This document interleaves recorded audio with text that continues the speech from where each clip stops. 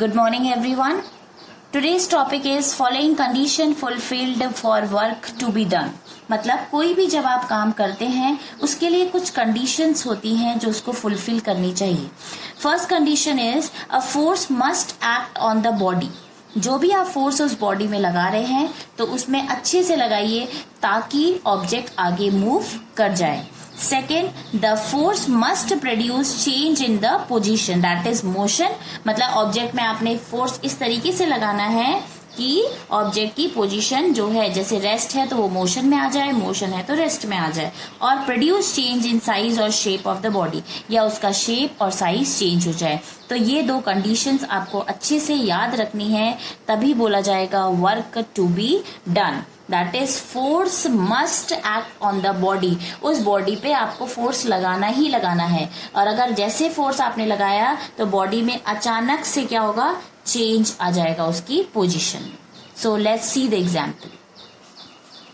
तो देखिए आपकी ये जेसीपी है और अब हमने क्या किया, इस जेसीपी पे फोर्स अप्लाई करना है. ठीक है, क्योंकि वही दो कंडीशंस होनी चाहिए जो फॉलो, तभी जाके आप कह सकते हैं वर्क टू बी डन. अब अगर हमने इस पे फोर्स अप्लाई करा, ठीक है, फर्स्ट कंडीशन क्या थी, a force must act on the body. इस बॉडी पे हमने फोर्स अप्लाई करा, तो जैसे ही हमने वो फोर्स अप्लाई करा तो force must produce change in the position. तो देखिए इसकी पोजीशन में क्या आ गया, चेंज आ गया. देखिए जेसीबी आराम से क्या कर रही है, मूव कर रही है. इसका मतलब है वर्क टू बी डन. अगर हम फोर्स अप्लाई कर रहे हैं और जेसीबी जो है अपनी पोजीशन से चेंज नहीं कर रही है, अपनी पोजीशन में एज इट इज खड़ी है, इसका मतलब है वर्क नहीं है. लेकिन इस कंडीशन में वर्क है. देखो मैंने इसको पुश किया, फोर्स अप्लाई किया, और फोर्स अप्लाई करते ही इसकी पोजीशन क्या हो गई, चेंज हो गई.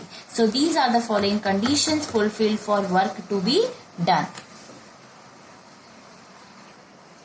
Next, factors affecting the amount of work done. अब आपने देखा कि जब आपने काम किया और काम करने से उसका पोजीशन चेंज हो गया है, तब आपने कुछ अमाउंट में वर्क किया और आपने ऐसा फोर्स अप्लाई करा और ऑब्जेक्ट अपनी जगह से हिल नहीं रहा है, तो इसका मतलब है नो वर्क इज डन. तो अब कौन कौन से फैक्टर्स ऐसे होते हैं जो इस अमाउंट ऑफ वर्क डन पे इफेक्ट करते हैं? तो these are the factors, two factors on which the amount of work done depends.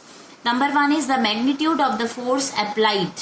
जो भी आप force applied, number one is the magnitude of the force applied, and number two is the distance moved by the body in the direction of force, जिस direction में वो move कर रहा है. So let's see the example.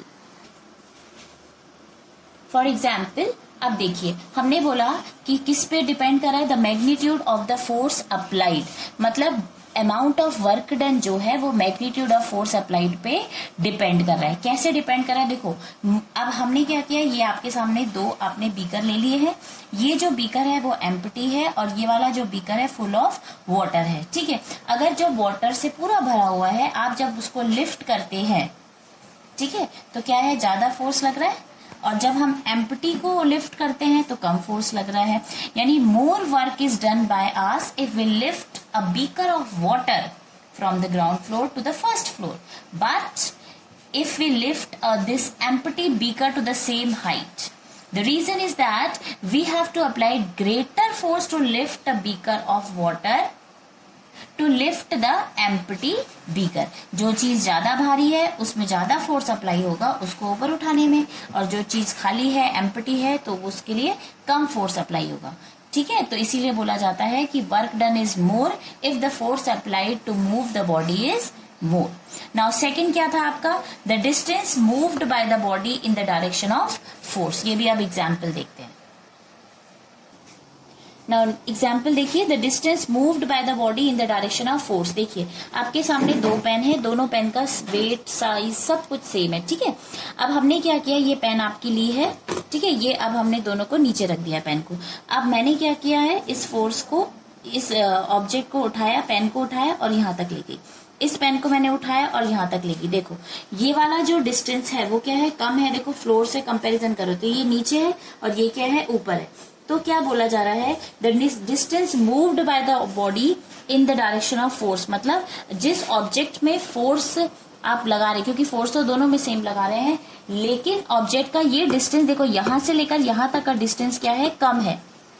तो इसलिए इसमें तो फोर्स कम लगेगा, लेकिन इसका डिस्टेंस क्या है, देखो यहाँ तक ऊपर तक है, तो इसीलिए इस पे फोर्स क्या लग जाएगा आपका, ज्यादा। और इसके बीच क्यों ज्यादा लग रहा है, क्योंकि इसके बीच का डिस्टेंस क्या है, ज्यादा है। इसीलिए factors affecting the amount of work done, number 1 magnitude of the force applied on the body, उसका क्या है, और दूसरा the distance moved by the body, मतलब दो ऑब्जेक्ट लिए हैं, उनका अगर जैसे मैंने इसको उठाया तो देखो डिस्टेंस कम है तो इसलिए फोर्स कम लगा, और अगर मैंने इसको इतना ऊपर तक उठाया तो इसका डिस्टेंस ज्यादा है तो इसमें ज्यादा फोर्स अप्लाई होगा। Thank you.